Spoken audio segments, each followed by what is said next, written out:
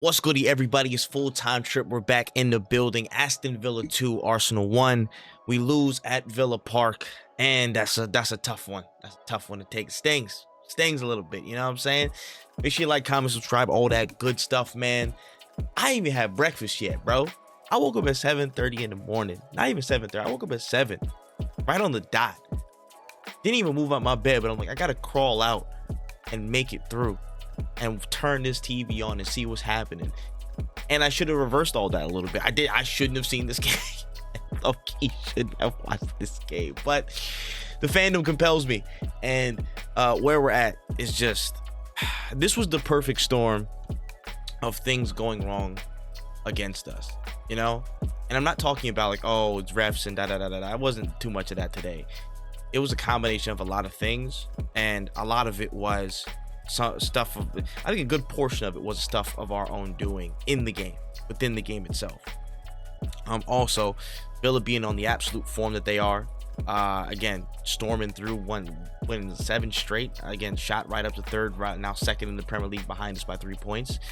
It's not easy. It's not, again, easy going to that place and where they've won consistently all season, and really put some teams under the cosh at Villa Park. Not easy to handle.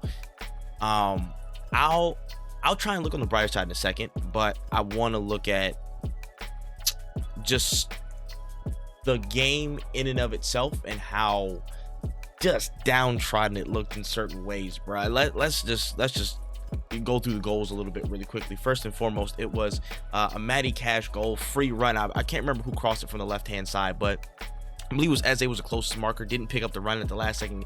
Matty Cash just kind of swings at it, and he gets it right under David Raya. That's a goal, and then we're behind it, but didn't look on it from the entirety of that first half, in my opinion.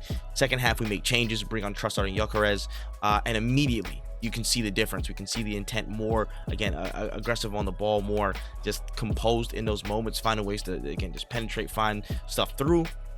And Trossard comes up with a goal. Saka goes on the right-hand side, puts a cross through, just skips past Gyökeres, but gets a Trossard on the other side. He's able to put it away, and we looked good. We looked really, really good in that moment, just causing dangerous moments, continuing to keep the ball. Possession was rolling, and it just dropped off a cliff. Again, it just dropped off a cliff, and it's down to a lot of things where part of me can't be mad, but also a part of me is just disappointed that we just can't hold the composure, you know, in the moments. And I know, context considered, it is the end of a really tough run, and also into another one slightly but less difficult, but at the end of a tough run, again, Brentford, who were physical, Chelsea, who were physical, Bayern in the week past, Tottenham, you know, starting off this run that we've been on since the international break. That's a tough run to take, but still hard when we know it was a tough game, and we could have gotten away with something. We could have came away with something, but the touches, you know, after the equalizer, I thought just weren't on it. You know, there were some things that just people just missed, and it was just things behind the execution on certain balls, the technical security in certain levels I didn't enjoy as much. But as soon as we got past like minute 70, I think that's where just dead legs kicked in, man. I think that you saw so many people, whether it be Calafiori, Rice was, again, just beat beyond repair, and I think that caught up to us in the end. But throughout, it was just shaky defense and a shaky midfield defending. From that sense, we looked so open at times, and they were just, again, running right at us, being physical, trying to find, again, ways through. You could sense if Daniel Malin started this game, they probably would have had a lot more joy winning the ball and dominating the ball a little bit more, because Watkins was not on it the first half, but Watkins had chances throughout the first. They had chances throughout the second. We caught life a couple of times. They caught us on the back foot. I think there was a ball from Timber that, like, he deflected, but it just went up across the face of goal. And yeah, that was tough. That was tough to you know, just watch and take. But man, I don't know if I can be fully. I can be critical from certain levels, but I can't condemn the entire team like some people are doing online right now, saying, yo, it's over, it's da da da da da. I can't do that, bro. What I will say is, I think Arteta got the lineup wrong today, in my personal opinion. when you're looking at a side that's going to leave space in behind and is going to press you and is going to be composed and compact rather in the midfield, having somebody from the start who can again be a channel runner, put some pressure on the back line and keep them honest and not let them just drift and do whatever, and find a way to just create that urgency in our team and also in the back line to be a little bit further back and maybe upset the structure to try and get through. The absence of that was not good. I think that was the wrong move. And again, I don't know the fitness levels, I don't know all the stuff that goes into it, but I would have hoped to see some type of runner on the left hand side, whether it be Martinelli, whether it be Madueke, whether it be Gyökeres, out the gate, really. And in a game where it's a compact mid block, we're not gonna find, if we don't have our way, the opposition team is gonna, and without like a proper channel runner in that sense, so in a game like this, when you're not gonna get as much joy, well, if the opposition has their way, you're not gonna get as much joy from pinning them back and consistently getting them in the final third as much. If they get their way, they're going to press up, they're going to again be in that mid block, they're going to try and press us and win the ball higher. The likes of Marino might not be as useful today when people are going to be pressing quickly. He doesn't have enough time to make a decision, and he's forced into mistakes, he's forced into again inactivity, and he can run out of the space and try and pull somebody. They're not going to drop out of the structure because they know you're just not coming through the midfield. So something else has to be enacted from that, and Marino is not equipped for those types of games, in my opinion. Again, such a smart player, but the physical capabilities against physical sides cancel him out 9 times out of 10, and it's hard when he can't find himself in the moments, and we can't get ourselves into the final third to pin them back where he can be effective and he can be again in innocuous danger where they're not too aware of. But if he's in front of you the whole time and the goal is this far back and they have no runners, it doesn't make any difference. So having a Gyökeres in there would have made, I think, a world of a difference at the start. But who knows the fitness level of Gyökeres? But he was able to go the second half. I just wish he would have started the first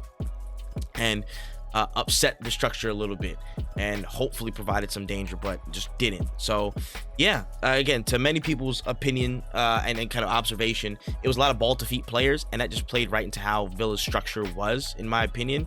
I think there was a couple of things that we could have got through. There was an offside goal that we scored that was good. It was very well worked, but again, those chances didn't come as much throughout the first half. Stronger in the second for a time, and then just dropped off a cliff. Wasn't up for it, but it's a bad day. It's a bad day, but I don't think this is, a condemnation or the end of the world, or like it's time to crash out and stuff like that. It's gonna be easy for people to jump out the window and say, hey, this is over, everybody's done, stupid, they do this thing every year, blah blah blah. And I'll roll in with the context in a second. And it's just hard to put everything into context within the states of the game, the 90 minutes that we played, the season so far, and how things have been from several different perspectives. I just want to keep level setting as I go through, so I don't get mad. I ain't even ate breakfast yet, and I'm trying not to crash out. But yeah, just from a defensive perspective, I thought at times, from an individual standpoint, there was good stuff, but collectively, I thought it was just too open. I thought stuff was way too open. And again, we'll get to that point of a lot of it's down to some of these absences that we're seeing consistently. But I just thought it was, again, way too open. They were way too direct for us, and we couldn't manage those things, and we were just conceding chances left, right, and center. That was not ideal. What else am I missing here from a kind of a broad team standpoint? Just looking at the game, we just weren't up to the levels of physical activity that we needed to match them, to quell the fast attacks they were going to try and build, and just hold composure and try and find those moments and unsettle them, and by the time we found options to unsettle them, the game got really end to end. We got dead legs, we couldn't even get over the ball, so we have runners for no reason. It's just a tough set of events, But from an individual level, I would say I thought Saka had a solid game overall. There were some things, again, the whole attack was trolling on, but I thought Saka was probably the most effective starting attacker. Got us. I'm not sure if he counted that assist that he got in the second half, but I thought him probing, getting things done, being on the ball. I think his level of nous when he gets the ball helps us win territory, makes people think twice, and that gets us further up the pitch. So we're not in these situations where we're getting pressed constantly and kind of creating from nothing in our own half, and the Villa are just set. They're just setting what they have to do. I thought he had a solid game. Leandro Trossard is probably the standout performer today as well. Man played 35 minutes because of his calf. Came on, made an impact, scored, came off. And that just typifies the level of health in the squad that we're experiencing right now, where we have to sub on players and then sub them off because their fitness is only hanging by a thread. You know what I mean? But I don't want to take too much away from Villa. I thought Villa were they came with a game plan, they came with the physicality, they were on it. If Watkins didn't start, it probably would have been worse for us. I think if Malen started, it would have been definitely a more tumultuous time being there. And I gotta give credit to that, man. I give credit to that. They've been on fire this season, obviously, and in seasons past, Emery's had just the recipe to attack Arteta teams and just try and make something shake. But it's a tough loss. It's a tough loss. The end of the world for me, nah. I will say this though: the end of the world will be if we cannot get the health of our squad up to the levels that it needs to be to get through this tough period and reform in the new year. Looking at the squad today, no Gabriel, no Saliba, Timbers shifted across, none of that. Gyökeres was just fit enough to be a sub. No Havertz. Again, this midfield's been run to the ground. Norgard didn't even start or play a singular minute, which I'm like, at this point, we have to make. Is Norgard useless to Arteta? We have to. I'm curious to ask that question of like, when can we, see more of him to hopefully relieve some of the pressure that's on Zubimendi, Odegaard, Declan Rice, the midfielders that start these matches. What's happening there? The squad health has to be better, man. And it's just prayer circles for getting that intact. We cannot do the things that I know we can do if the health of the squad keeps getting buffeted like this. It's just a crazy mix of unluck and just the world we live in, man. It's ridiculous to me. Of all of our attackers get knocked down one by one the first part of the season, can barely get a consistent run in. Now the defense, one by one, our two best defenders gone in a flash, and now we have to do makeshift stuff, and now it's putting pressure on the existing defenders that we have. Our backup center back is now out for probably 6 to 8 weeks, and that's a pain, that's a strain. And now we have to make do with all that. And now the midfield's getting run into the ground too, and I don't know. I'm dreading the thought of an injury to any one of our starting midfielders in an Odegaard, again, Zubimendi, or Declan Rice. That is, especially Zubimendi and Rice in this level of activity that they've had across the season, that will be catastrophic to how we're operating, in my opinion. Tough day. But am I going to sit here and say it's the end of the season, end of the world? No, because everybody's got to play tough games. Everybody's got to play through the season. We've just run through, again, I believe the toughest part of the season.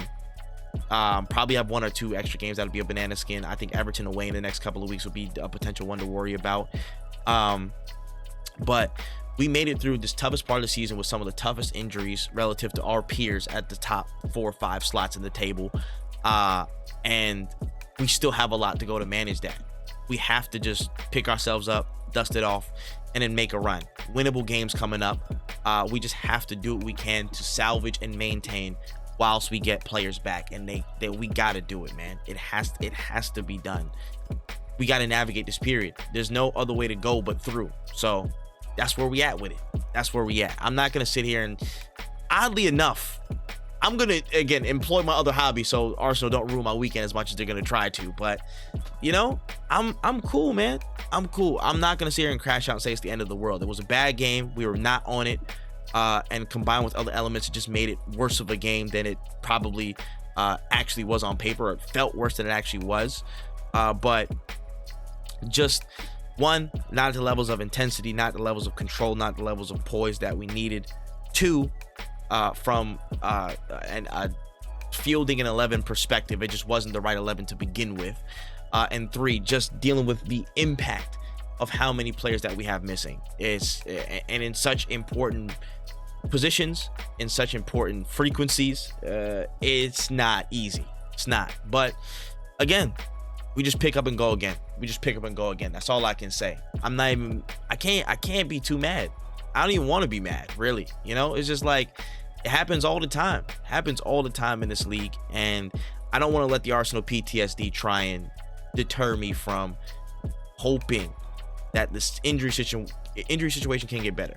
That's where I'm at. If the injuries get better, we're gonna be fine. But that's my biggest concern. That's been the biggest op of Arsenal Football Club since these past few years. It's honestly the past decade, if you want to be real. But I was just talking about Santi Cazorla's injury on the timeline like last week, but that wasn't the entire blame today. Obviously, people are gonna be, oh, excuses. I don't even want to get into it, but we can get into it if we want to, but I would rather not. But I say dealing with that has come at a cost of our effectiveness from a defensive perspective, the energy that we can have across a game, and just adds further pressure for our attackers and the lineups to be right and to be effective as they possibly can. And in the past few games, it's just been weighing on us more and more. But it is what it is. We'll see what happens in the games to come. I still got faith. We just pick up, dust ourselves off, and again, keep rolling, man. But let me know what you thought of the game in the comment section below. Again, just the goal scored, performances, Arteta, how we feeling at the moment for the games to come. What's going on through your minds? Let me know in the comment section below. And with that, I need to eat breakfast. I need to wonder how the hell I'm gonna do a 4 things I liked about this game when we freaking lost. There's a lot of things going on, and I see these people, Jem and Niren from Waffle Now, shout out to them. But I see my notifications on the right side of my phone. It's gonna be a long week. It's gonna be a long week, man. But my name is Full Time Trip. That's all the time I got. And until next time, COYG, man. Peace.